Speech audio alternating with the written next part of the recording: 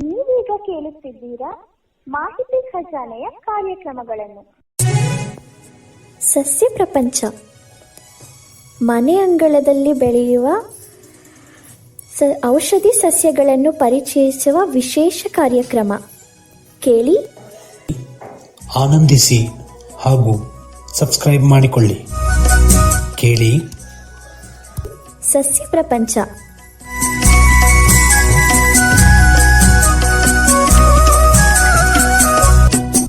ಈ ವಿಡಿಯೋ ನಿಮಗೇನಾದರೂ ಇಷ್ಟವಾದಲ್ಲಿ ಲೈಕ್, ಶೇರ್, ಕಾಮೆಂಟ್ ಮಾಡಿ ಹಾಗೂ ಇನ್ನೂ ಹೆಚ್ಚು ಉಪಯುಕ್ತ ಮಾಹಿತಿಯನ್ನು ನಮ್ಮ ಯೂಟ್ಯೂಬ್ ವಾಹಿನಿಯಿಂದ ಏನಾದರೂ ನಿರೀಕ್ಷಿಸುತ್ತಿದ್ದೀರಾ? ನಿರೀಕ್ಷಿಸಿದಲ್ಲಿ ಬೆಲ್ ಐಕಾನ್ ಅನ್ನು ಕ್ಲಿಕ್ ಮಾಡುವುದರ ಮೂಲಕ ಸಬ್ಸ್ಕ್ರೈಬ್ ಆಗಿ.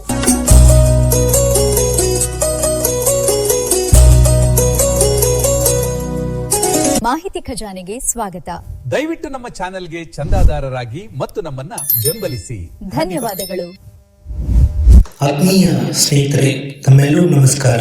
ಇವತ್ತಿನ ಸಸ್ಯ ಪ್ರಪಂಚ, ಮನೆಯಂಗಳದಲ್ಲಿ ಬೆಳೆಯುವ ಔಷಧೀಯ ಸಸ್ಯಗಳು ಹಾಗೂ ಆಹಾರ ಪದಾರ್ಥಗಳನ್ನ ಪರಿಚಯಿಸತಕ್ಕಂಥ ಪ್ರಯತ್ನ. ಇವತ್ತು ನಾವು ಪ್ರಮುಖವಾಗಿ ನೀವೆಲ್ಲರೂ ಕೂಡ ಸರ್ವೇ ಸಾಮಾನ್ಯವಾಗಿ ಬಳಸ್ತಕ್ಕಂತಹ ಒಂದು ಸೊಪ್ಪು ಅಂದ್ರೆ ಅದು ಬಸಳೆ ಸೊಪ್ಪು. ಇವತ್ತಿಗೂ ಕೂಡ ಗ್ರಾಮೀಣ ಪರಿಸರದಲ್ಲಿ ಬಳಕೆಯಲ್ಲಿರ್ತಕ್ಕಂಥದ್ದು ಹಾಗೂ ವೇಗವಾಗಿ ಅಂದ್ರೆ ಕ್ಷಣ ಮಾತ್ರದಲ್ಲಿ ಸಿಗ್ತಕ್ಕಂತಹ ಸಾಂಬಾರ್ಗೆ ಏನೂ ಇಲ್ಲ ಅಂದಾಗ ಸಿಗ್ತಕ್ಕಂತಹ ಸೊಪ್ಪು ಈ ಬಸಳೆ ಸೊಪ್ಪು. ಹಾಗಾದ್ರೆ ಈ ಬಸಳೆ ಸೊಪ್ಪಿನಿಂದ ಏನೆಲ್ಲ ಪ್ರಯೋಜನ ಇದೆ, ಇದನ್ನ ಯಾರು ತಿನ್ಬೇಕು, ಯಾರು ತಿನ್ಬಾರ್ದು, ಎಷ್ಟು ತಿನ್ಬೇಕು, ಇವೆಲ್ಲವನ್ನ ಅರ್ಥ ಮಾಡ್ಕೊಳ್ಳೋದಕ್ಕೆ ಇವತ್ತಿನ ಸಂಚಿಕೆ ನಿಮ್ಗೆ ಸಹಾಯ ಮಾಡುತ್ತೆ. ಹಾಗಿದ್ರೆ ಬನ್ನಿ ಇವತ್ತಿನ ಈ ಸಂಚಿಕೆಯನ್ನ ಪ್ರಾರಂಭ ಮಾಡೋಣ.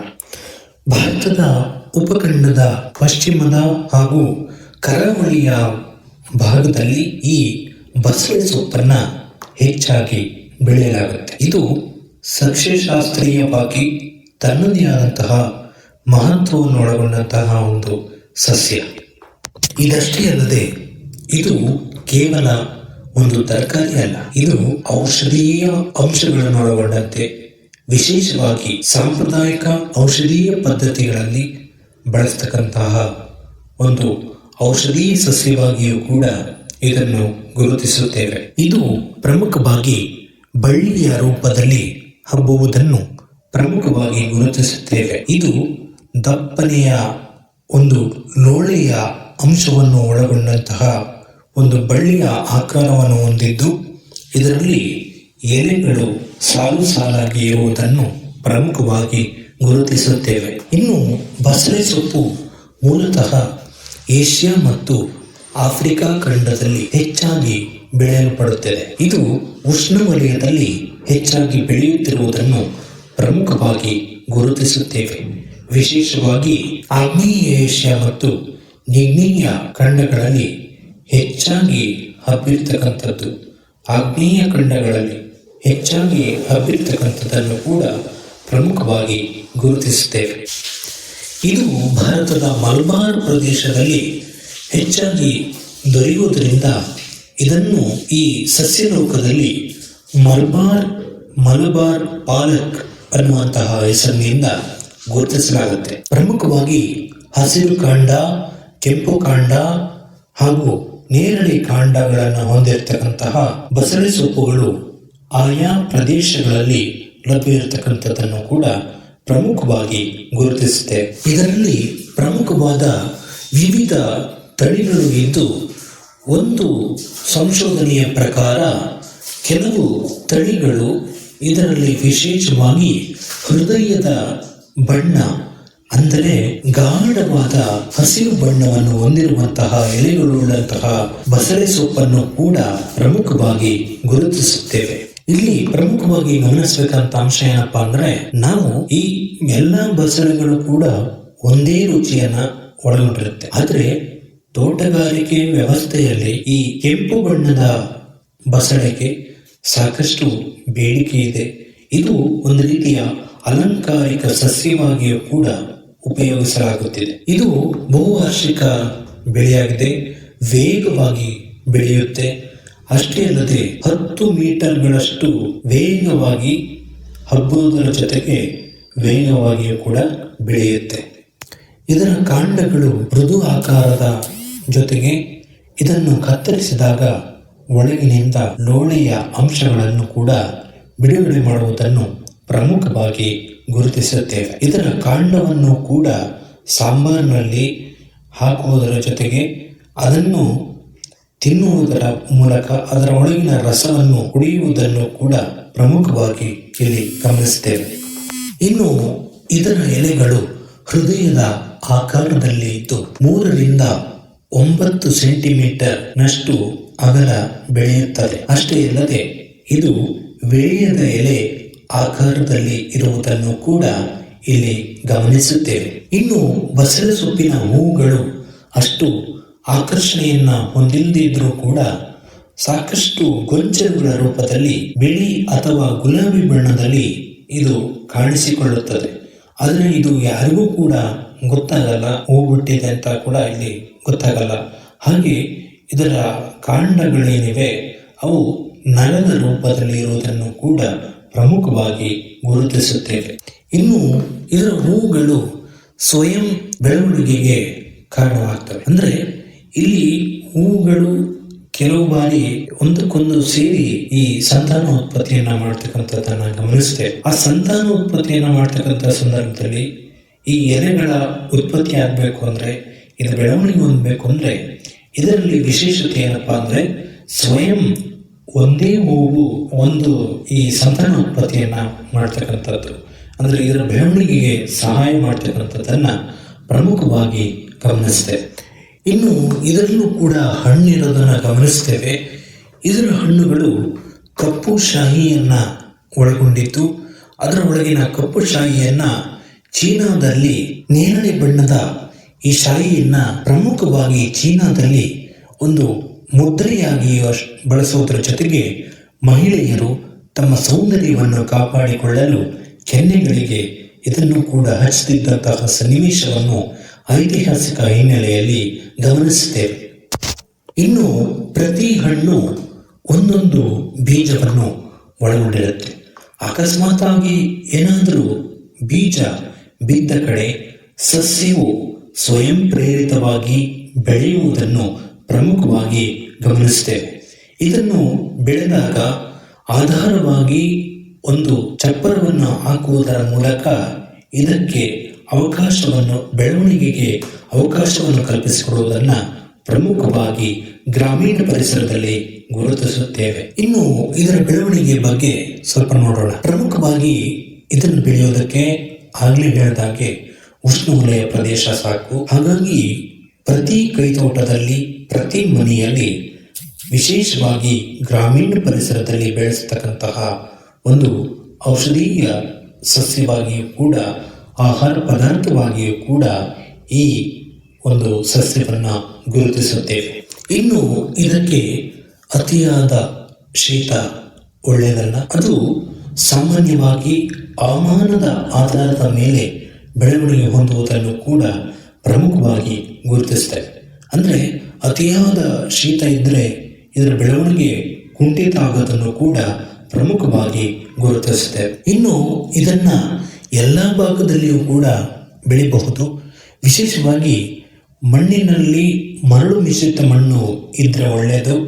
ಅದು ವೇಗವಾಗಿ ನೀರು ಹರಿಯೋದಕ್ಕೂ ಕೂಡ ಇದು ಸಹಾಯ ಮಾಡೋದ್ರಿಂದ ಇಂತಹ ಮಣ್ಣಿನ ವ್ಯವಸ್ಥೆ ಇರೋದು ಕೂಡ ಬಹಳ ಮುಖ್ಯ. ಈ ರೀತಿಯ ಮಣ್ಣು ಇರೋದ್ರಿಂದ ಇದು ಬಸಳೆಯ ಬೇರಿನ ಆರೋಗ್ಯಕ್ಕೂ ಕೂಡ ಒಳ್ಳೆಯದು. ಹಾಗೆ pH ಮಟ್ಟವನ್ನು ಗಮನಿಸಿಕೊಳ್ಳೋದಾದ್ರೆ 4.5ರಿಂದ 7.0 ನಡುವೆ ಇರುವ ಹಾಗೆ ನೋಡ್ಕೊಳ್ಳೋದು ಬಹಳ ಸೂಕ್ತ. ಹಾಗಾಗಿ ಯಾವುದೇ ಬೆಳೆಯನ್ನು ಬೆಳೀತಕ್ಕಂಥ ಸಂದರ್ಭದಲ್ಲಿ ಮಣ್ಣಿನ pH ಮಟ್ಟವನ್ನು ಕೂಡ ಪರೀಕ್ಷೆ ಮಾಡಿಕೊಳ್ಳೋದು ಸೂಕ್ತ. ಬಸಳೆಯನ್ನ ಬೆಳೀತಕ್ಕಂಥವರು 2 ಮುಖ್ಯ ವಿಧಾನಗಳಲ್ಲಿ ಬೆಳೆಸಬಹುದು.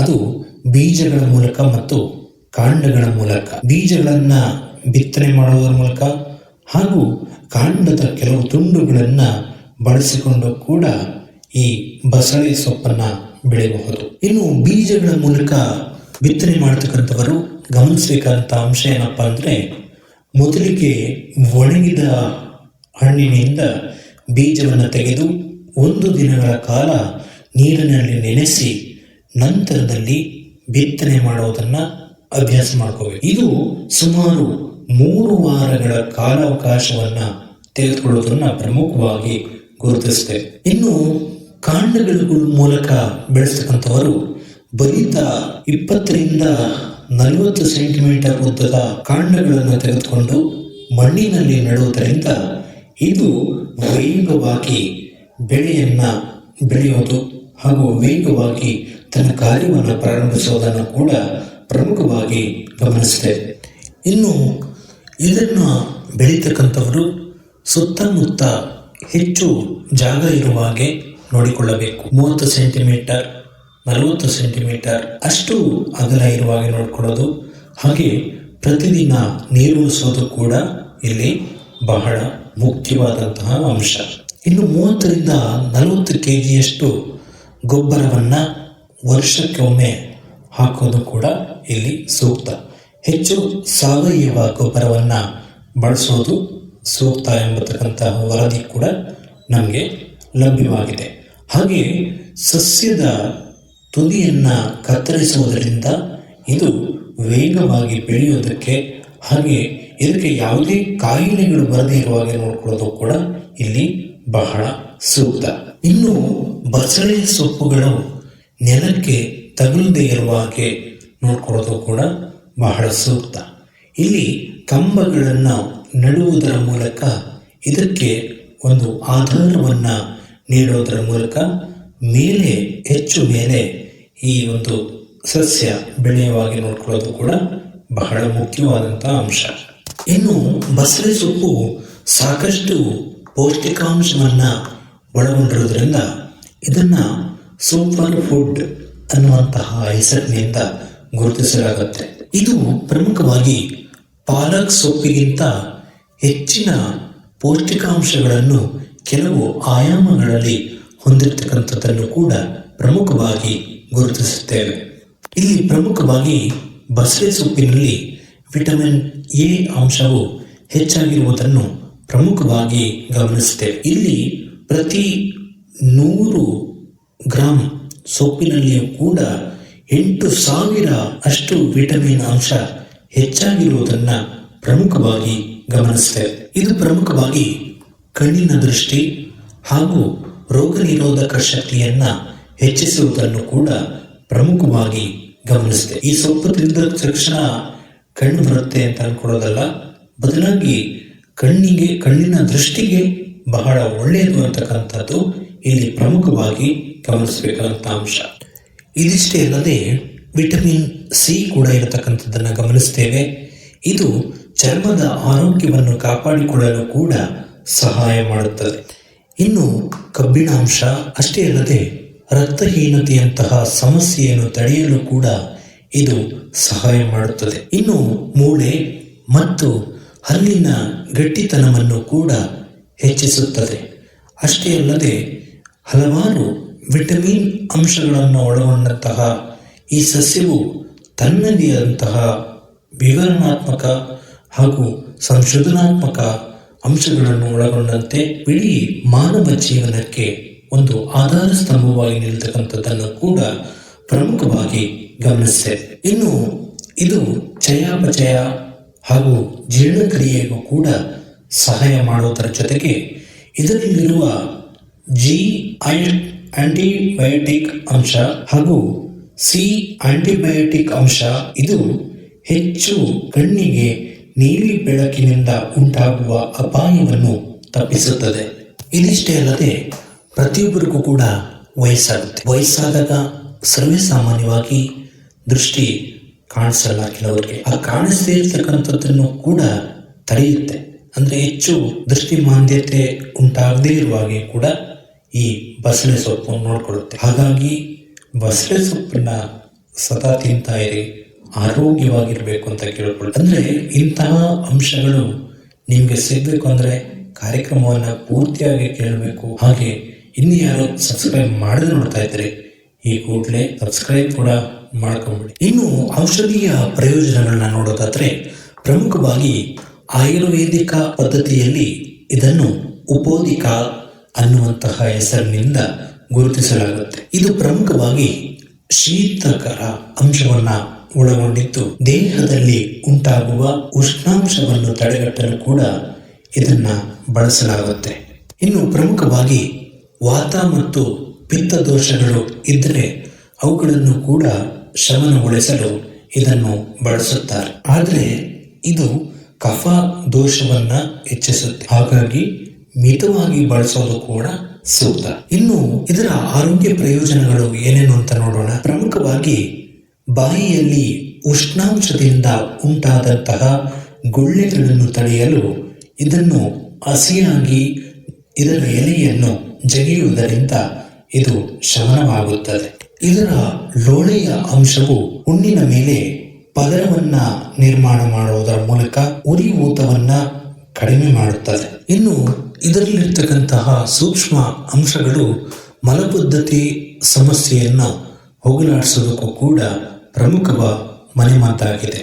ಇದು ಮಕ್ಕಳಲ್ಲಿ, ಮಹಿಳೆಯರಲ್ಲಿ, ಗರ್ಭಿಣಿಯರಲ್ಲಿ ಉಂಟಾಗುವ ಮಲಬದ್ಧತೆ ಸಮಸ್ಯೆಯನ್ನು ಅತಿ ವೇಗವಾಗಿ ಹೋಗಲಾಡಿಸುತ್ತದೆ. ಇನ್ನು ಇದರಲ್ಲಿ ಕಬ್ಬಿಣಾಂಶವು ಹೆಚ್ಚಿರುವುದರಿಂದ ರಕ್ತಹೀನತೆ, ಕೆಂಪು ರಕ್ತದ ಕಣಗಳನ್ನು ನಿಯಮಿತವಾಗಿ ಸೇವನೆ ಮಾಡುವುದರಿಂದ ಹೆಚ್ಚಿಸುವುದನ್ನು ಕೂಡ ಪ್ರಮುಖವಾಗಿ ಗುರುತಿಸುತ್ತೇವೆ.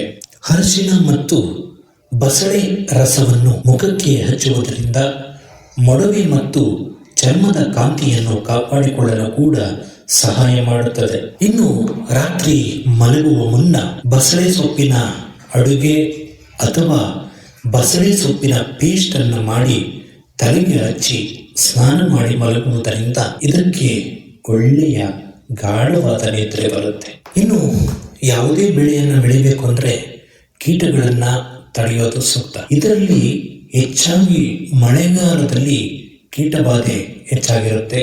ಅಂತಹ ಸಂದರ್ಭದಲ್ಲಿ ಕೆಲವು ಔಷಧಿಗಳನ್ನು ಬಳಸಿಕೊಂಡು, ಅಂದರೆ ಸಾವಯವ ಅಂಶಗಳನ್ನು ಬಳಸಿಕೊಂಡು ಅದನ್ನ ಹೋಗಲಾಡಿಸೋದು ಕೂಡ ಸೂಕ್ತ.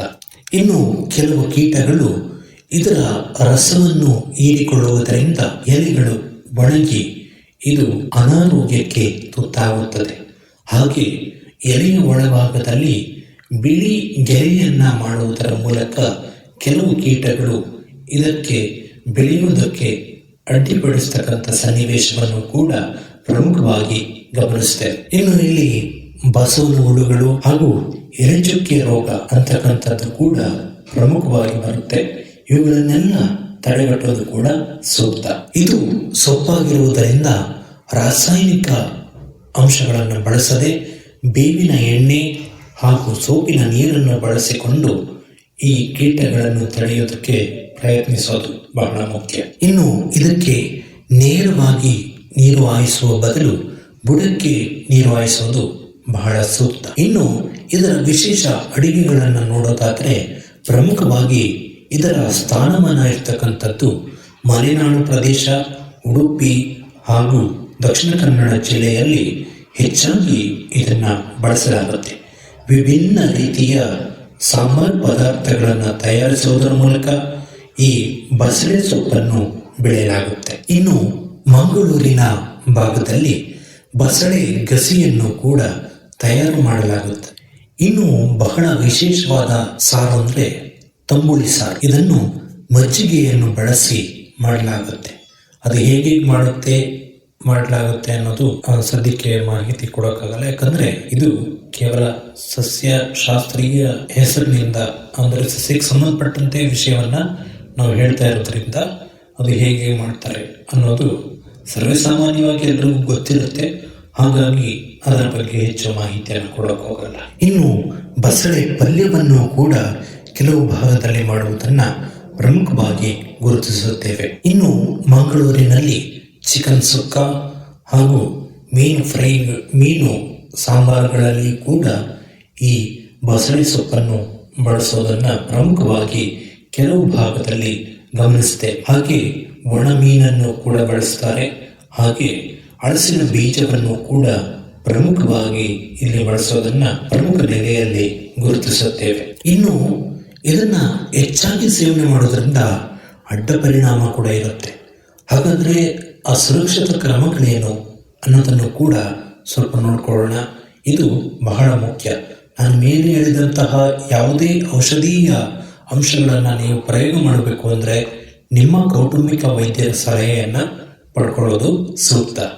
ಇನ್ನು ಪ್ರಮುಖವಾಗಿ ಮೊದಲನೇದಾಗಿ ಗಮನಿಸೋದಾದರೆ ಇಲ್ಲಿ ಹೆಚ್ಚು ಪೌಷ್ಟಿಕಾಂಶವನ್ನು ಒಳಗೊಂಡಿರೋದ್ರಿಂದ, ಹೆಚ್ಚು ಕ್ಯಾಲ್ಸಿಯಂ ಅಂಶಗಳನ್ನು ಒಳಗೊಂಡಿರೋದ್ರಿಂದ, ಕಬ್ಬಿಣದ ಅಂಶವನ್ನು ಒಳಗೊಂಡಿರೋದ್ರಿಂದ ಮೂತ್ರಪಿಂಡದ ಕಲ್ಲುಗಳ ನಿರ್ಮಾಣಕ್ಕೂ ಕೂಡ ಇದು ಅವಕಾಶ ಕಲ್ಪಿಸಬಹುದು. ಹಾಗಾಗಿ ಎಚ್ಚರಿಕೆಯಿಂದ ಬಳಸೋದು ಸೂಕ್ತ. ಇನ್ನು ಈಗಾಗಲೇ ಕಿಡ್ನಿ ಕಲ್ಲು ಇರತಕ್ಕಂಥವರು ಇದನ್ನ ಬಳಸದೇ ಇರೋದು ಕೂಡ ಸೂಕ್ತ. ಇದರಲ್ಲಿ ಹೆಚ್ಚು ಆಕ್ಸಲೇಟ್ ಅಂಶ ಇರೋದ್ರಿಂದ ಇದು ಕೆಲವು ಬಾರಿ ಆರೋಗ್ಯಕ್ಕೆ ಹಾನಿಕಾರಕವನ್ನು ಕೂಡ ತರಬಹುದು. ಇನ್ನು ಅಂತಿಮವಾಗಿ ಹೇಳೋದಾದ್ರೆ ಇದು ಒಂದು ಸೂಕ್ತವಾದ ಸಸ್ಯ. ಆದರೆ ಅವುಗಳನ್ನ ಹೇಗೆ ಬೆಳಿಬೇಕು, ಹೇಗೆ ಕೈತೋಟಗಳಲ್ಲಿ ಅದನ್ನು ನಿವಾರಣೆ ಮಾಡಬೇಕು, ನಿರ್ಮಾಣ ಮಾಡಬೇಕು, ಹಾಗೆ ಎಷ್ಟು ಅಂಶಗಳನ್ನು ಅಳವಡಿಸ್ಕೋಬೇಕು, ಲಾಭದಾಯಕ ಒಂದು ಹುದ್ದೆಯಾಗಿಯೂ ಕೂಡ ಈ ಒಂದು ಬಸಳೆ ಸೊಪ್ಪು ಬೆಳೆಯು ಕೂಡ ಸಹಾಯ ಮಾಡುತ್ತೆ. ನಿಮಗೆ ಹೆಚ್ಚು ಇಳುವರಿಯನ್ನು ಕೂಡ ತಂದುಕೊಡೋದ್ರ ಜೊತೆಗೆ ಲಾಭದಾಯಕ ಅಂಶವಾಗಿಯೂ ಕೂಡ ಈ ಬಸಳೆ ಸೊಪ್ಪು ಸಹಾಯಕ. ಇನ್ನು ಜಂಕ್ ಫುಡ್ ಹಾವಳಿಯಲ್ಲಿ ಇದು ಇಂತಹ ಸಸ್ಯಗಳನ್ನು ನಾವು ಮರಿತಾ ಇದ್ದೇವೆ. ಇವತ್ತು ನಮ್ಮ ಮನೆಗಳಲ್ಲಿಯೇ ಇಂತಹ ವ್ಯವಸ್ಥೆ ಇರುವಾಗ ಇವುಗಳನ್ನ ಬಳಸೋದ್ರ ಮೂಲಕ ವಾಣಿಜ್ಯ ಅಂಶಗಳಿಗಾಗಿಯೂ ಕೂಡ ಇವುಗಳನ್ನು ಬಳಸೋದ್ರಿಂದ ಒಂದಿಷ್ಟು ರೈತರಿಗೆ ಆದಾಯವನ್ನು ಕೂಡ ತಂದುಕೊಡುವುದರಲ್ಲಿ ಸಂಶಯವಿಲ್ಲ. ಇದಿಷ್ಟೇ ಅಲ್ಲದೆ ಉತ್ತಮ ಸಂಶೋಧನೆಗಳನ್ನು ಮಾಡುವುದರ ಮೂಲಕ ಇದು ಒಂದು ಔಷಧೀಯ ಸಸ್ಯವಾಗಿಯೂ ಕೂಡ ಬೆಳವಣಿಗೆ ಹೊಂದುವುದರಲ್ಲಿ ಯಾವುದೇ ಸಂಶಯವಿಲ್ಲ.